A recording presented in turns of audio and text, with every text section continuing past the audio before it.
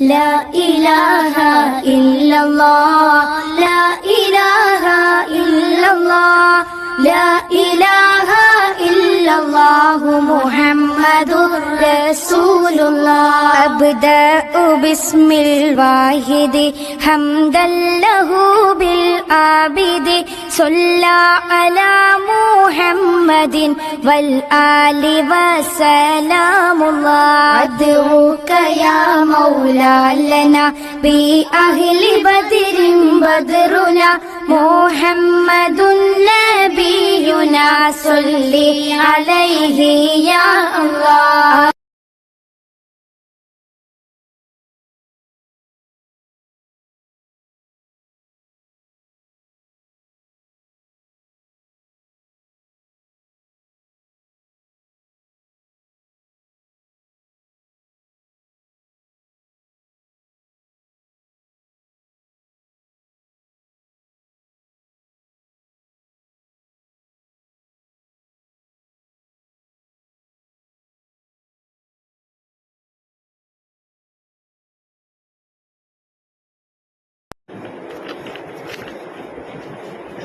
السلام عليكم ورحمة الله تعالى وبركاته.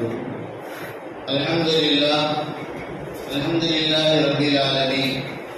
الصلاة والسلام على خاتم النبيين وعلى آله الطيبين وأصحابه الطاهرين والمسلمين والمؤمنين كلهم أجمعين أما بعد. فأعوذ بالله من الشيطان الرجيم. بسم الله الرحمن الرحيم. سبحان الذي أسرى بعبده ليلا من المسجد الحرام إلى المسجد الأقصى الذي باركنا حوله إلى آخر آية. صدق الله العلي العظيم وصدق رسوله النبي الكريم ونحن على ذلك من الشاهدين والشاكرين والحمد لله رب العالمين.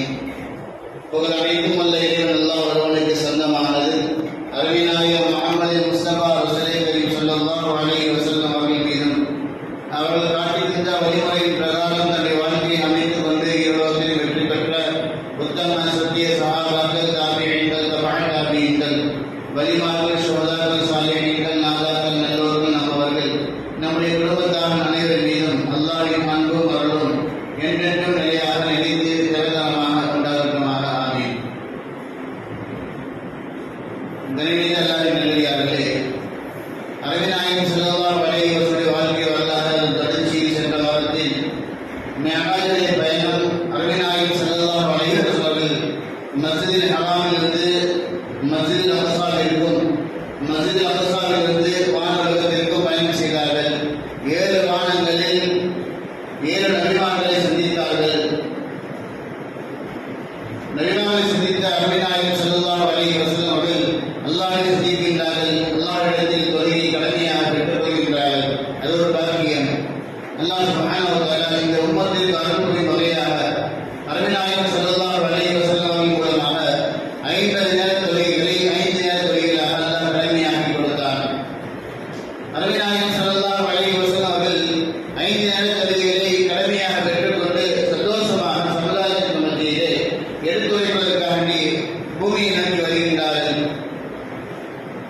மக்காவிற்கு வருகின்றார்கள். மறுநாள் காலையை எதிர்த்தவுடன் மக்களை சந்திக்கின்றார்கள்.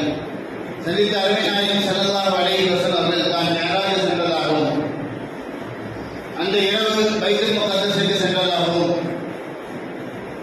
மிஅராஜை பல விஷயங்களை தான் காட்டப்பட்டதாகவும் அல்லாஹ்வுடன் பேசியதாகவும் அல்லாஹ் இந்த சமுதாயத்திற்கும் எனக்கும் தொழுகை கடமையாக்கியுள்ளான் என்ற சுப செய்தியை சமுதாயத்திற்கு மத்தியில் எடுத்து வைக்கின்றார்கள்.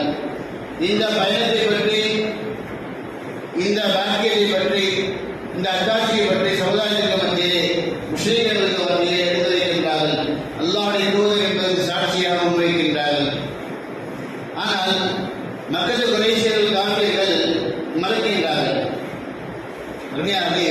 அருமைநாயகம் ஸல்லல்லாஹு அலைஹி வஸல்லம் தான் வானலோகத்திலே இதையெல்லாம் பார்த்தோம் என்பதாக சமுதாயத்தை பற்றி எடுத்துரைக்கக்கூடிய அந்த தருணத்திலே சில குறிப்பிட்ட விஷயங்கள், பல விஷயங்களை அருமைநாயகம் ஸல்லல்லாஹு அலைஹி வஸல்லம் சொன்னாலும் கூட சில குறிப்பிட்ட விஷயங்களை இப்பொழுது நாம் பார்ப்போம். அருமைநாயகம் ஸல்லல்லாஹு அலைஹி வஸல்லம் வானலோகத்தில் இருக்கக்கூடிய அந்த தருணத்திலே நபிகள் பெருமானார் ஸல்லல்லாஹு அலைஹி வஸல்லம் முன்பதாக 2 பானங்கள் வைக்கப்பட்டது. ஒன்று பால்,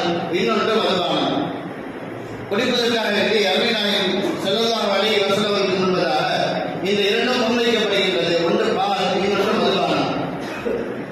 நபிநாயகம் ஸல்லல்லாஹு அலைஹி வஸல்லம் பாலை தேர்ந்தெடுக்கின்றார்கள். சுபத்தில் சொல்லப்படுகின்றது, நீங்கள் இயற்கையான சுபாவத்தை தேர்ந்தெடுத்து விட்டீர்கள். ஒரு கால் நீங்கள் மதுவை தேர்ந்தெடுத்திருந்தால் ஒரு சமுதாயம் வழிகட்டு போயிருக்கும். முகமதே, நீங்கள் நல்ல விஷயத்தை தேர்ந்தெடுத்துக் கொண்டீர்கள், இயற்கை சுபாவத்தை தேர்ந்தெடுத்துக் கொண்டீர்கள். பாலை தேர்ந்தெடுத்ததின் காரணமாக உங்களுடைய சமுதாயத்திற்கு நீங்கள் நன்மையை தேடிவிட்டீர்கள். ஒரு காலம் நீங்கள் மதுவை தேர்ந்தெடுத்திருந்தால் உங்களுடைய சமுதாயம் வழிகட்டு போயிருப்பார்கள், கேவலப்பட்டு போயிருப்பார்கள் என்பதாக. அருமையானே, இந்த செய்தி அங்கு நிகழ்கின்றது. இரண்டாவது ஒரு செய்தி சொல்கின்றார்கள். நபிநாயகம் ஸல்லல்லாஹு அலைஹி வஸல்லம் உள்ளம் விளக்கப்பட்டு ஒளியால் நிரப்பப்படுகின்றது, தண்ணீரால் நந்தீரால் கழுகப்படுகின்றது. இது மிஅராஜில் நடந்த இரண்டாவது முறை நபிநாயகம் ஸல்லல்லாஹு அலைஹி வஸல்லம் உள்ளம் விளக்கப்படுவது. மூன்றாவது சொல்கின்றார்கள், சிதறத்துல் முன்தஹா என்று சொல்லப்படுகின்ற ஒரு அந்த மரத்திற்கு மத்தியில், அந்த மரத்திற்கு கீழாக இருந்து 4 விதமான ஆறுகளை நபிநாயகம் ஸல்லல்லாஹு அலைஹி வஸல்லம் பார்க்கின்றார்கள். அது 2 ஆறுகள் பகிரங்கமாக ஓடக்கூடிய, வெளிரங்கமாக ஓடக்கூடிய 2 ஆறுகள், நைல் நதியும் ஃபுராத் நதியும். இந்த 2 உலகத்தை நாம் பார்க்கலாம். சொல்கின்றார்கள், இந்த 2 ஆறுகளுடைய தொடக்கம் சொர்க்கமாக இருக்கின்றது.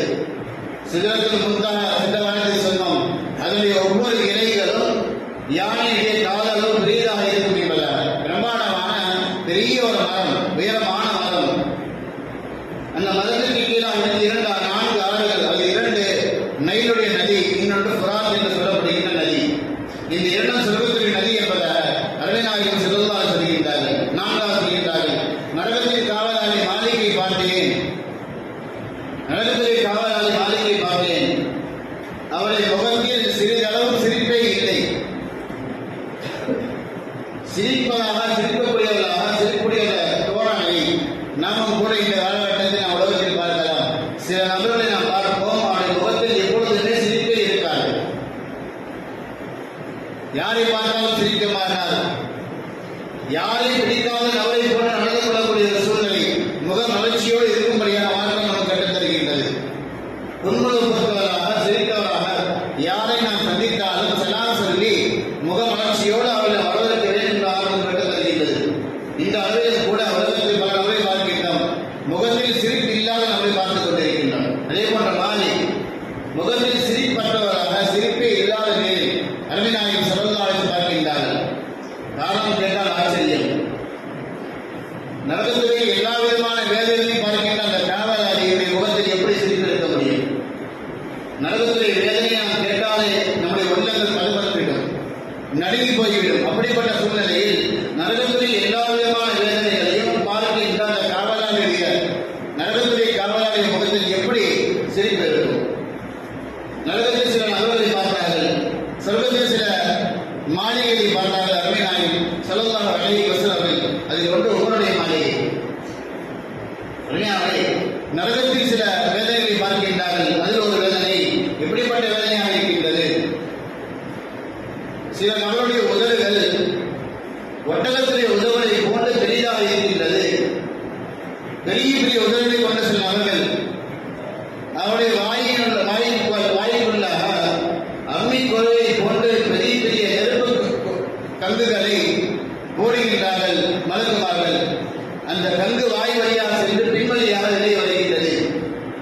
இப்படிப்பட்ட வேதனையை சில நபர்கள் நரகத்தில் அனுபவித்துக் கொண்டிருக்கின்றார்கள். இவர்கள் யார் என்று விசாரிக்கக்கூடிய சமயத்திலே இவர்கள் தான் அநாதைகளின் சொத்துக்களை ஏமாற்றி தின்றவர்கள், அநியாயமான முறையில் தின்றவர்கள். இவர்களுக்கு இந்த வேதனை, அதாவது உதடுகள் பெரிதாக, வாய் பெரிதாக இருக்கும், குலவை போன்ற அம்மி குலவை போன்றக்கூடிய பெரிய பெரிய நெருப்புகளை எல்லாம் போடுவான். வாய் வழியாக சென்ற அந்த நெருப்பு அவரை பின்புறமாக வெளியே வந்து விடும் என்பதாக. இரண்டாவது நபரை பார்க்கின்றார்கள். சிறாடு கூட்டம் நரகத்திற்கு கொண்டு செல்லப்படக்கூடிய அந்த தருணத்திலே இந்த நபர்களை அவர்கள் மீது ஏறி செல்வார்கள். பிறோன் எவ்வளவு பெரிய கொடுமையாளன், அவருடைய தண்டனை எப்படிப்பட்ட தண்டனை? தான் அல்லாஹ் என்பதாக சொன்னான். கொடுங்கோல் ஆட்சி புரிந்தவன், மக்களுக்கு நீதம் செய்யாத ஆட்சி, முழுமையாக அநீதி ஆட்சி செய்தவன், மக்களுக்கும் அநியாயம் செய்தான், தன்னை படைத்த இறைவனுக்கும் அநியாயம் செய்தான். அப்படி என்றால் அவருடைய வேதனை எப்படிப்பட்ட கடுமையான வேதனையாக இருக்கும்? அப்பேற்பட்ட வேதனைக்கு ஒரு நபரை விதித்து செல்கின்றார் என்றால் இவருடைய வேதனை பற்றி நாம் சிந்திக்க வேண்டும். பிறனுடைய கூட்டம் குடும்பத்தினர்கள் சில நபர்களை ஏறி மிதித்து செல்வார்கள். எப்படிப்பட்ட நபர்கள் என்றால், உலகத்தில் யார் வட்டியின் மூலமாக வாங்குகின்றாரோ, வட்டி வாங்குகின்றார் அல்லது வட்டியை கொடுக்கின்றாரோ, வட்டி வாங்குவது எவ்வளவு பெரிய கணம், யார் வட்டியின் மூலமாக வாழ்வாதாரத்தை திரட்டுகின்றாரோ, தன்னுடைய வாழ்க்கையை யார் கழிக்கின்றாரோ, வட்டி கொடுத்தாலும் சரி அல்லது வட்டி வாங்கினாலும் சரி, இவர்கள் மீது பிறனுடைய குடும்பத்தை அல்லாஹ் நடக்க செய்கின்றான் என்றால் எவ்வளவு பெரிய வேதனை. இன்னும் சில நபர்களை பார்க்கின்றார்கள், துனியாவிலே அல்லாஹ் சுப்ஹானஹு வ தஆலா அவர்களுக்கு முன்பதாக நல்ல நறுமணமான கொழுக்க இறைச்சிகளை வைப்பான். இன்னொரு பக்கம் அழுகி போன கெட்டு போன துருவாடை உள்ள மெலிந்த இறைச்சிகளை அல்லாஹ் வைப்பான்.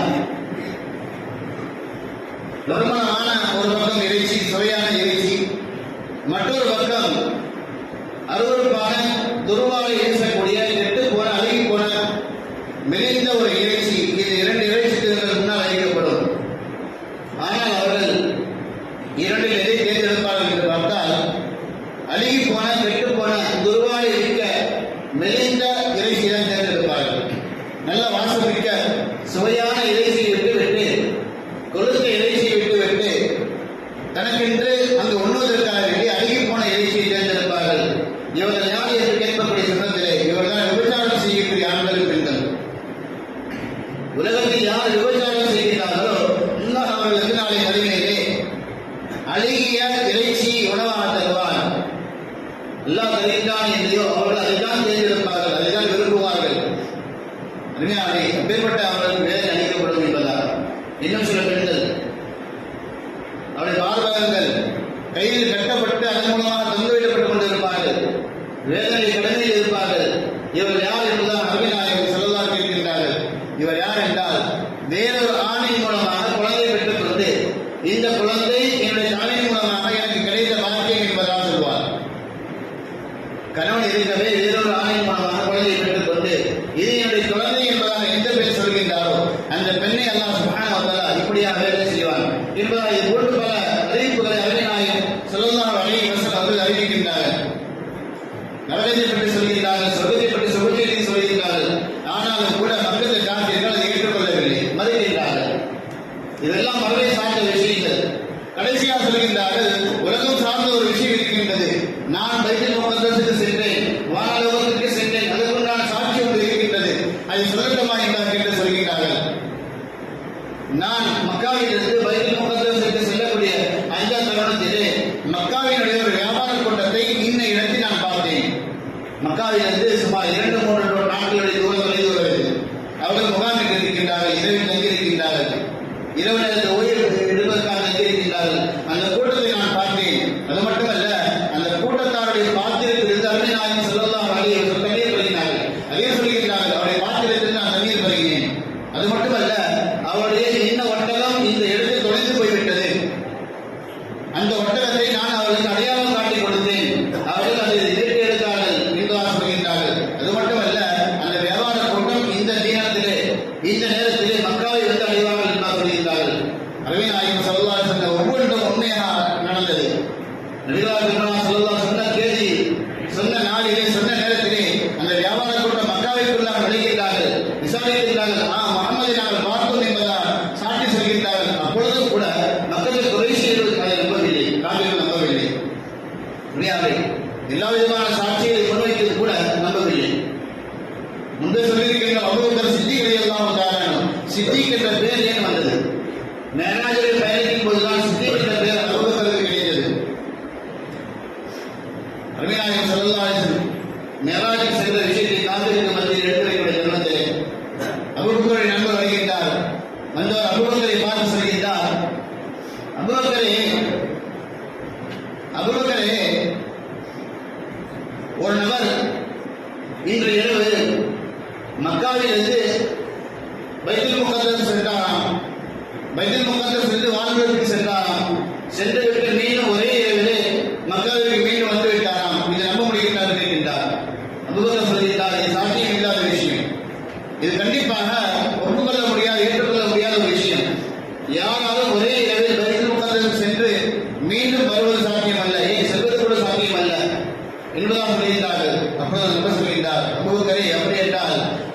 நண்பர் முகமது தான் பையர் என்றார். சிறப்புடைய தருணத்திலே அபூபக்கர் இருக்கின்றார், இதை முகமது சொன்னாரா என்பதா ஆம் என்பதாக நபர் சிறப்புடைய தருணத்திலே அபூபக்கர் சொல்ல வார்த்தை முகமது சொன்னால் இது முற்றிலுமாக சாத்தியமான விஷயம். இதற்கு முன்புதான் சாத்தியமில்லை என்றால் சொன்னார்கள். ஆனால் அருமை நாயகம் ஸல்லல்லாஹு அலைஹி வஸல்லம் சொன்னால் உண்மையாக தான் இருக்கும், முற்றிலும் சாத்தியமான விஷயம் தான். அவர்களால் எதுவும் முடியும் என்பதாக உண்மைப்படுத்தியதன் காரணமாக நபி வந்து சொல்லவில்லை, ஒரு காஃபிர் வந்து சொல்கின்றார். காஃபிர் வந்து சொன்னாலும் நபி சொன்னால் அது உண்மைதான் என்பதாக உறுதிப்படுத்தியதன் காரணமாக அபூபக்கர் சித்திக் என்ற பெயரை அடைந்தார்கள். இப்படியாக பல நிகழ்வுகள் இஸ்லாமிய சில நபர்கள் ஏற்றுக்கொண்டார்கள். அப்பொழுது கூட சில நபர்கள் இஸ்லாம் ஏற்றுக்கொள்ளாமல் முஸ்லீம்களை துன்படுத்திக் கொண்டே கழித்துக் கொண்டிருந்தது. ஆரம்பத்தில் சொன்னோம், நுபுவத்துடைய 11ஆம் ஆண்டு மதீனாவிலிருந்து மக்காவிற்கு ஹஜ்ஜுக்கு வந்த 6 வாலிபர்கள் மதீனாவாசிகள் இஸ்லாத்தை ஏற்றுக்கொண்டு மதீனாவிற்கு சென்றிருந்தார்கள். மதீனாவிலிருந்து நுபுவத்துடைய 12ஆம் ஆண்டு மீண்டும் மக்காவிற்கு ஹஜ்ஜுக்காக வருகின்றார்கள். வரக்கூடிய தருணத்தில் தன்னுடன் 7 நபர்களை உடன் அழைத்து வருகின்றார்கள். மொத்தம் 13 நபர்கள் அருமை நாயகம் ஸல்லல்லாஹு அலைஹி வஸல்லம் சந்திப்பதற்காக வேண்டி மதீனாவிற்குள்ளாக வருகின்றார்கள். வந்த நபர்கள் அருமை நாயகம் ஸல்லல்லாஹு அலைஹி வஸல்லம் சந்திக்கின்றார்கள். நபியுடைய கரத்தின் மூலமாக இஸ்லாத்தை ஏற்றுக்கொள்கின்றார்கள். அருமை நாயகம் ஸல்லல்லாஹு அலைஹி வஸல்லம் அவருக்கு மத்தியிலே சில ஒப்பந்தங்களை, சில நிபந்தனைகளை தீர்க்கின்றார்கள். லா இலாஹ இல்லல்லாஹ் முஹம்மது ரசூலுல்லாஹ் என்ற கலிமா நீங்கள் சொல்லிவிட்டால் சில நிபந்தனைகளை, சில ஒப்பந்தங்களை நீங்கள் கடைபிடிக்க வேண்டும். அல்லாஹ் சுப்ஹானஹு வ தஆலா குர்ஆனில் இறக்கி வைத்த ஆயத்தின் அடிப்படையில் இந்த ஒப்பந்தம் நிகழ்கின்றது. யா அய்யுஹன் நபிய்யு இதா ஜாஅக்கல் முஃமினாத்து யுபாயிஉனக அலா அல்லா யுஷ்ரிக பில்லாஹ் ஷைஅன் வலா யஸ்ரிக்ன வலா யஸ்னீன வலா யக்துல்ன அவுலாதஹுன்ன. இப்படியாக தொடர்கின்றார் ஆயத். சொல்கின்றார்கள், நீங்கள் முஸ்லீமாக ஆகிவிட்டால், என்னை நபியாகவும் இறைவனை அல்லாஹ் என்பதாக ஏற்றுக்கொண்டால், நீங்கள் ஒரு காலம் அல்லாஹ்விற்கு இணை வைத்து வாழக்கூடாது. அல்லாஹ்விற்கு இதற்கு பின்பதாக மக்காவில் நீங்கள் வேறு வேறு தெய்வங்களை வணங்கியிருக்கலாம். இப்பொழுது நீங்கள் முஸ்லீமாக ஆகிவிட்டீர்கள் என்றால் உங்களுடைய முக்கிய தெய்வங்களை விட்டுவிட்டு அல்லாஹ்வை மட்டும்தான் நீங்கள் வணங்க வேண்டும். அது மட்டுமல்ல, வலா யுஷ்ரிக்ன பில்லாஹி வலா யுஸ்ரிக்ன, நீங்கள் திருடக்கூடாது. வலா யஸ்னீன, விபச்சாரம் செய்யக்கூடாது. வலா யக்துல்ன அவுலாதஹுன்ன, உங்களுடைய குழந்தைகளை நீங்கள் கொலை செய்யக்கூடாது. முந்தைய காலத்தில் எல்லாம் குழந்தைகளை உயிருடன் கொலை மண்ணுக்குள்ளாக போட்டு புதைத்து விடுவார்கள். நம்ம எல்லாம் கேள்விப்பட்டிருக்கலாம். உங்களுடைய குழந்தைகளை நீங்கள் கொலை செய்துவிடக் கூடாது. பிற மக்கள் மீது இட்டுக் கட்டக்கூடாது, பொய் சொல்லக்கூடாது. இப்படியாக நன்மையான விஷயங்களை பலது அங்கு நிபந்தனையிடப்பட்டது. என்ன சொல்கின்றார்கள்? நல்ல விஷயங்களில் எனக்கு நீங்கள் மாறு செய்யக்கூடாது. நான் எதை உங்களுக்கு நல்லது என்பதாக சொல்கின்றனோ அது உங்களுடைய மனம் விருப்பமில்லை என்றாலும் சரி, அந்த விஷயத்தில் நீங்கள் முழுமையாக எனக்கு கட்டுப்பட வேண்டும்.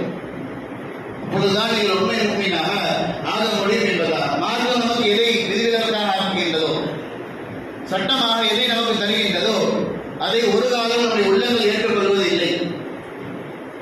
பொய் சொல்லாமல் வியாபாரம் செய்ய முடியாது, திருடாமல் உலகத்தில் வாழ முடியாது, ஏமாற்றாமல் வாழ முடியாது. என்னுடைய வியாபாரம் எப்படிப்பட்ட வியாபாரம் என்றால், இந்த வியாபாரத்தை நான் பொய் சொன்னால்தான், அல்லது நான் செய்கின்ற வியாபாரத்தில் இடையில் குறை செய்தால்தான், இடையிலே அதிகமாக காட்டினால்தான் நான் விற்கின்ற அந்த வியாபார பொருட்களை கண்டிப்பாக நான் லாபம் அடைய முடியும். இப்படியாக நீங்கள் அநியாயம் செய்து வியாபாரம் செய்யக்கூடாது. மார்க்கம் சொல்கின்றது நீளமானவர்கள் வியாபாரம் செய்வதா. ஆனால் இன்றைய காலகட்டத்தில் அதெல்லாம் சாத்தியம் அல்ல. பொருள்களில் இருக்கின்ற குறைகளை மறைத்தால் தான் நான் லாபம் பெற முடியும். மார்க்கம் சொல்லிட்டு இருக்கின்ற ஒரு பக்கம், ஆனால் நான் உலகத்தை தீர்க்க வேண்டும் என்றால், உலக ஆதாயத்தை சம்பாதிக்க வேண்டும் என்றால் இன்னென்ன விஷயங்கள் கையாண்டால்தான், இது மார்க்கத்திற்கு புறமாக இருந்தாலும் கூட நான் இதை கையாண்டால்தான் என்னுடைய உலகத்தை லாபம் பெற முடியும் என்பதாக இருக்கக்கூடாது என்பதால் அருமை நாயகம் ஸல்லல்லாஹு அலைஹி வஸல்லம் சொன்னார்கள். அவரது மையத்து வாங்கினார்கள். அவரும் பகைத்து செய்தார்கள். இந்த 13 நபர்கள் மதீனாவை நோக்கி புறப்படுகின்றார்கள். மதீனாவை நோக்கி புறப்பட்ட அந்த 13 நபர்களும் அல்ஹம்துலில்லாஹ் அருமை நாயகம் ஸல்லல்லாஹு அலைஹி வஸல்லம் அந்த 13 நபர்களுக்கு ஆசிரியராக, மார்க்க வழிகாட்டியாக, அஸ்ஸாபிகூன் அல் அவ்வலூன் என்று சொல்லப்படுகின்ற முந்தைய காலத்தில் இஸ்லாமிய சகோதரர்கள், நபிநாயகம் ஸல்லல்லாஹு அலைஹி வஸல்லம் நபுவத்தை இந்த சமுதாயத்தை பற்றி எப்பொழுது கொண்டு வந்தார்களோ அந்த காலகட்டத்தில் முதலாம் காலகட்டத்தில் இஸ்லாத்தை ஏற்றுக்கொண்ட நபர்கள் ஒரு நபராக இருக்கக்கூடிய முஸாப் பின் உமைர் ரலியல்லாஹு தஆலா அவர்களை வழிகாட்டியாக மார்க்க போதகராக மதீனாவிற்கு கொண்டு அனுப்பி வைக்கின்றார்கள். முஸாப் பின் உமைர் ரலியல்லாஹு தஆலா அவர்கள் இந்த 13 நபர்களுடன் செல்கின்றார்கள். மதீனாவிலே ஒரு வீட்டில் தங்குகின்றார்கள். தங்கி அவர்கள் அந்த நபரும் முஸாப் பின் உமைர் ரலியல்லாஹு தஆலா இருவரும் சேர்ந்து மதீனா முழுவதும் இஸ்லாமிய அழைப்பை கொடுக்கின்றார்கள். பெரும் முயற்சி எடுக்கின்றார்கள். தாவத்துடைய அழைப்புகளை நபிநாயகம் ஸல்லல்லாஹு அலைஹி நபியாக வந்துவிட்டார்கள், கடைசி நபி அவர்கள் தான் என்பதாக நபியுடைய நபுவத்தையும் அல்லாஹ்வுடைய அந்த ஓரிரை கொள்கையையும் எடுத்து வைக்கின்றார்கள். மதீனா முழுவதும் பெரும்பாலான இடங்களில் ஒரு வருடத்தில் சுமார் 70க்கும் மேற்பட்ட மதீனாவாசிகளை இஸ்லாத்திற்குள்ளாக கொண்டு வருகின்றார்கள். நீண்ட நெடிய வரலாறு, மிக பெரும் முயற்சி, அவர் செய்த தியாகத்தை பற்றி தனி வரலாறு இருக்கின்றது. பெரும் முயற்சி எடுக்கின்றார்கள். இதில் நபுவத்துடைய 13ஆம் ஆண்டு மக்காவிற்கு மீண்டும் ஹஜ்ஜுக்காக வருகின்றார்கள். சுமார் 70 நபர்கள். வினாவளி இரண்டாவது அக்கவாவிலே பயிர் கலைக்கின்றது. இன்ஷா அல்லாஹ் வரக்கூடிய வாரங்களில் என்ன நடந்தது என்பதாகும் நபிநாயகம் ஸல்லல்லாஹு அலைஹி வஸல்லம் ஹிஜ்ரத் விஷயத்தை பற்றி இன்ஷா அல்லாஹ் வரக்கூடிய வாரங்களில் பார்க்கலாம். அல்லாஹ் சுப்ஹானஹு வ தஆலா நீதமான முறையில் வியாபாரம் செய்து மார்க்கம் இதை நமக்கு சட்டமாக வழிகாட்டியாக கற்றுத் தந்திருக்கின்றதோ, நம்முடைய உள்ளம் விரும்பினாலும் சரி விரும்பவில்லை என்றாலும் சரி அதை ஏற்று நடக்கூடிய பாக்கியத்தை அல்லாஹ் நமக்கு தந்து வருவாராக. வாஹ்மத்துல்லாஹி ரப்பில் ஆலமீன். அஸ்ஸலாமு அலைக்கும் வரஹ்மத்துல்லாஹி வபரகாத்துஹு.